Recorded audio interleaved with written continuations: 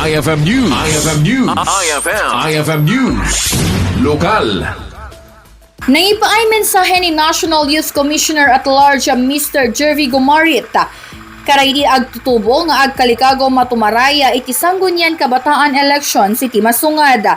Kinunana, kasapulan nga amuan na iti prioridad daytoy, takdaran ti sinapataan kan ikarigatan nga balansyan na ti oras nang runa no agad-adal da pailaong tapno saan na mabaybayan ti panagserbida karay ti padada nga agtutubo iti bukod da komunidad. Mangnamnaman ni Gomarit saan laong kumatuladan da iti imuna at ti panagserbida no dikat adapay nga mapintasan da ti serbisyo ang maipaay karay iti agtutubo. But I believe they're always there naman, they're always ready. Alam naman nila yung the oath that they had, no?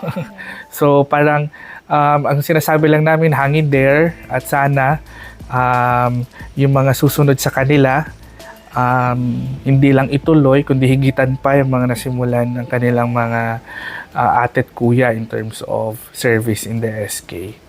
May palagi panaruway dahiti nagikat iti pwesto nga SK chairman na pakairamanan dahiti sumagmamano nga SK kagawad. Gapo iti kangrunaan nga rason kat saan da mapagkidan na iti eskwela kanti panagserbida iti barangay.